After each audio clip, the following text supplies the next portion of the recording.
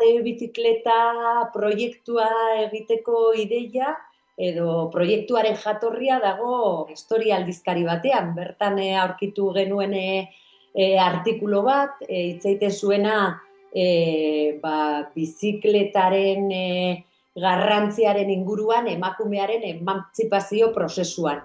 Eta gainetik, oso gainetik, baina aipatzen zuten Bicycle Face izeneko gaixotasuna, ez? Eta ari horretatik tiraka, joan ginen gaia sakontzen, gaia lantzen, eta hortik jaiotzen da proiektua.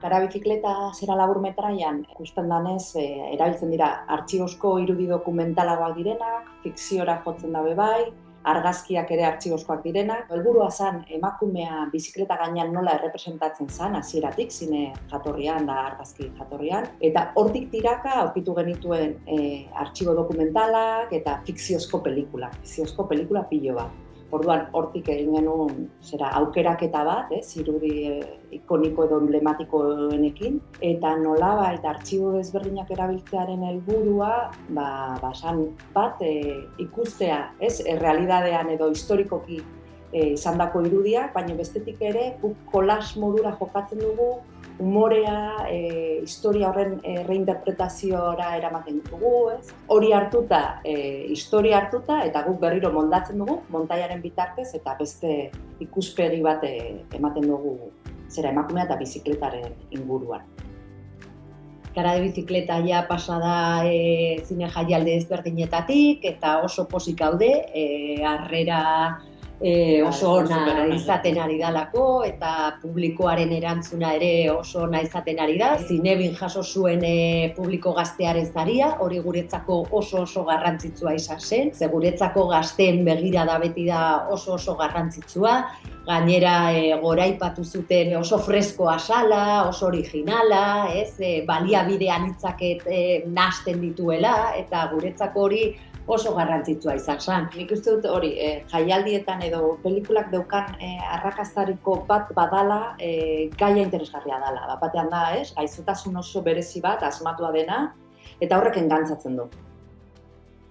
Guretzat, kara bizikleta Malagako jaialdian, eta justuki, afirmando los derechos de las mujeres saia horretan aukeratua izatea, guretzat arrazpozgarria da, eta gure ikuspegi feminista oso potentea da film hontan, eta justo sai horretan egotea ere aukeratuta ikusten dugu kristolako aukera. Horrek ekingo delako kristolako plaza publiko interesgarria. Ez genuen espero, Malagan hautatua izatea, eta ikusten dugu gainera oso erakusleio potentea dala, Egia da, justo badaukagula ikuspegi feminista hori eta jaialdietako lerroietan txertatzen ari dela, programazio aldetik, eta uste dugu ere, badala filme bat ez dula zertan egon behar sekzio feminista edo emakumeen eskubideen aldeko sekzio horretan.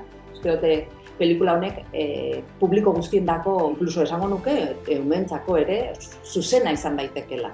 Labur metraiaren azkenengo zatia, Eibarren inguruan eta Euskal Herrian ja fokua jartzen du, bestela kara de bizikleta esango genuke nahiko unibertsala da gai baten inguruan hitz egiten duela, baina egia da hor Euskal Herrian eta bereziki Eibarren bizikletak eta bizikletaren fabrikazioak, ze garrantzia izan duen erakusten dugula, eta nola armagintza horretatik bizikleten fabrikaziora nola pasatu zen garai horretan, eta igual horrek harrituko du publikoak. Kara bizikleta ondoren egia da, urteak eman ditugula honekin, ontze gaude justo erakusketa edo hori publikoki edo pelikula erakusteko momentua da. Historiotxoak baditugu, nik uste bai Amaiak bai nik, baina nik behintzat momentuz ez daukat burua urrengo proiektuan. Ni banabil hor sortze prozesu horretan, idazketa prozesuan, ideia ezberdinak ditut buruan eta hor nago ideia hoiei buelta batzuk ematen, baina esango nuke kara de bizikletaren sortze prozesuan bertan, urteak eman ditugu dokumentazio fasean eta gaiaren inguruan irakurtzen, eta aurkikuntza batzuk izan ditugu. Eta gidoiaren bertsioren batean agertzen ziren emakume txirrindulari edo txirrindularekin oso harreman berezia eduki zuten emakumeak, guk aintzindaritzat ditugunak, eta garai batean hoien istorioa kontatzea ere bururatu zitzaigun. Azkenan 23 minutuko zera bada, eta hori, badago, ez? Hainbat ari geratu dira pendiente. Ez dakigu tiratzeko moduan dauden, eta horiek osatzeko moduan edo ikus beharko da.